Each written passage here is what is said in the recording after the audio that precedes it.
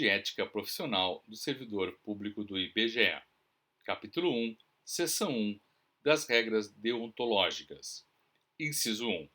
A dignidade, o decoro, o zelo, a eficácia, a eficiência e a consciência dos princípios morais são primados maiores que devem nortear o serviço público do IBGE, seja no exercício do cargo ou função ou fora dele, já que refletirá o exercício da vocação do próprio poder estatal.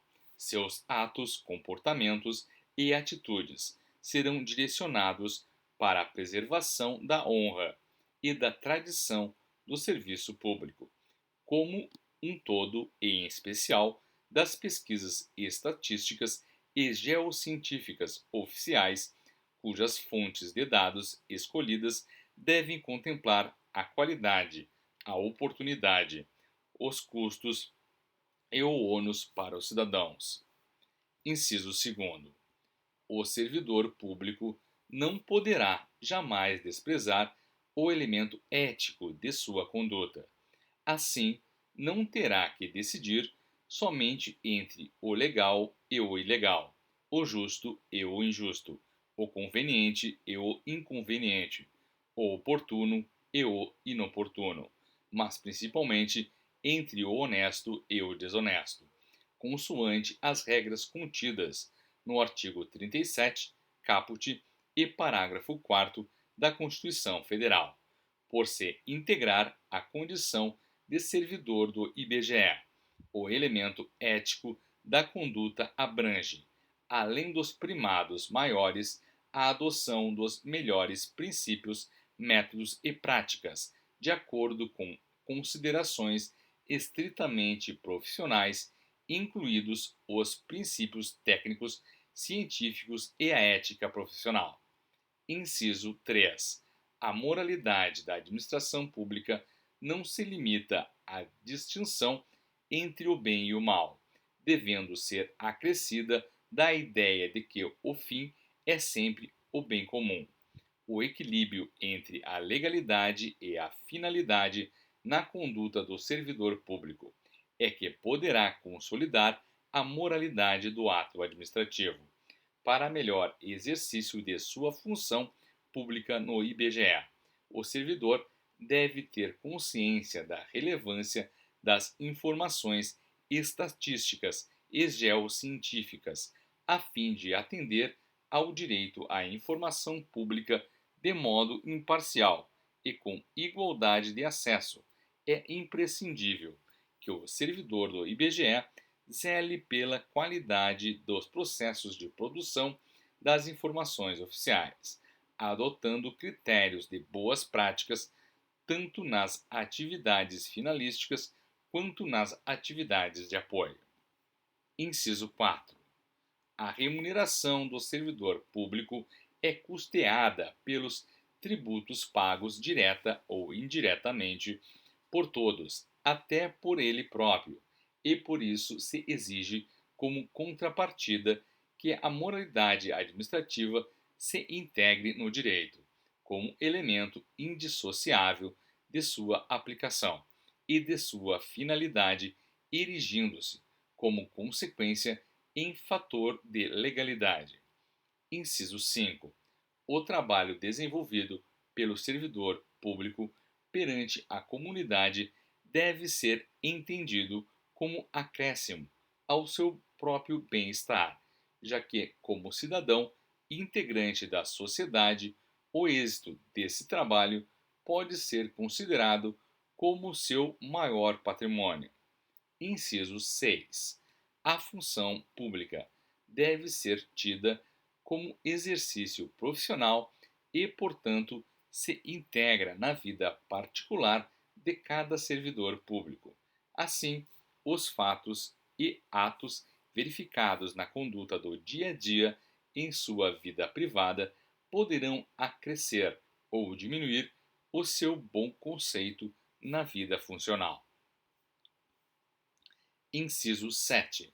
Salvo os casos de segurança nacional, investigações policiais ou interesse superior do Estado, e da administração pública a serem preservados em processo previamente declarado sigiloso, nos termos da lei. A publicidade de qualquer ato administrativo constitui requisito de eficácia e moralidade, ensejando sua omissão comprometimento ético contra o bem comum, imputável a quem a negar. Entretanto, os dados individuais de pessoas físicas ou jurídicas coletados pelo IBGE são estritamente confidenciais e exclusivamente utilizados para fins estatísticos. Ademais, leis, regulamentos e medidas que regem a operação dos sistemas estatístico e cartográfico no Instituto devem ser de conhecimento público. Inciso 8. Toda pessoa tem direito à verdade. O servidor não pode omiti-la ou falseá-la, ainda que contrária aos interesses da própria pessoa interessada ou da administração pública.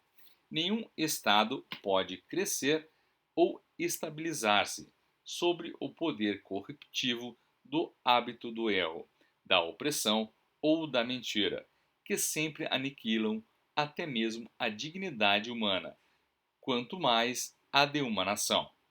Inciso 9.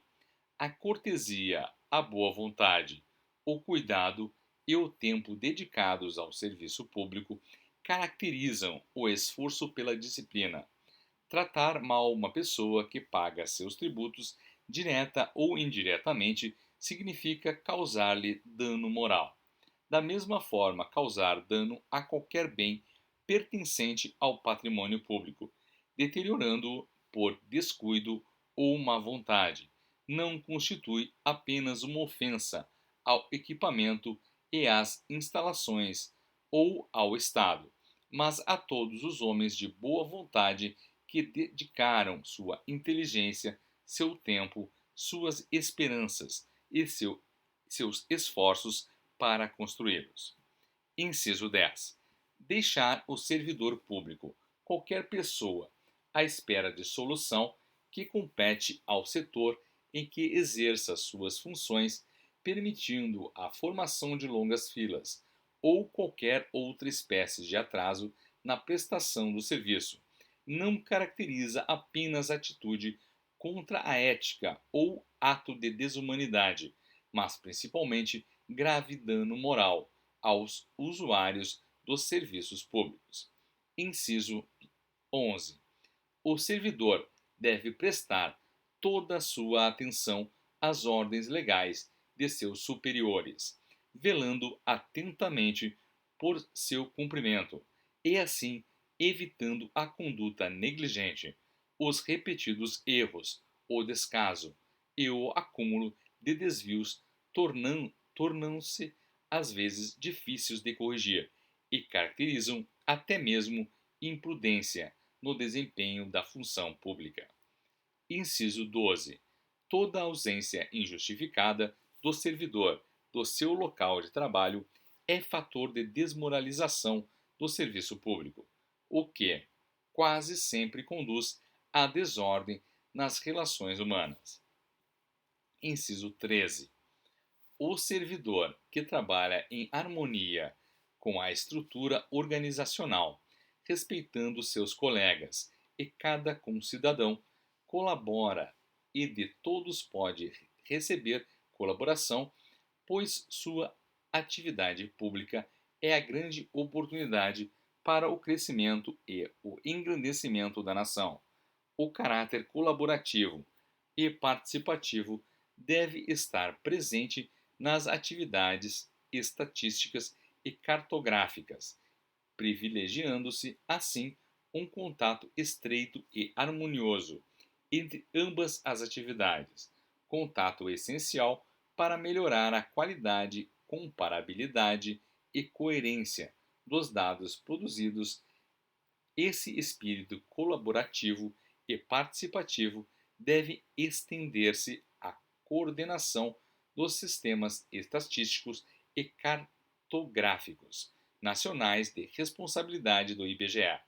Portanto, compete ao Instituto propor discutir e estabelecer, em conjunto com as demais instituições nacionais, diretrizes, planos e programas para a produção estatística e cartográfica, processo que deve irradiar-se à esfera internacional, especialmente na cooperação bilateral e multilateral, a fim de melhorar as informações estatísticas e geocientíficas oficiais em todos os países, por meio da utilização de conceitos, classificações e métodos que promovam a coerência e a eficiência entre os diversos sistemas estatísticos e cartográficos.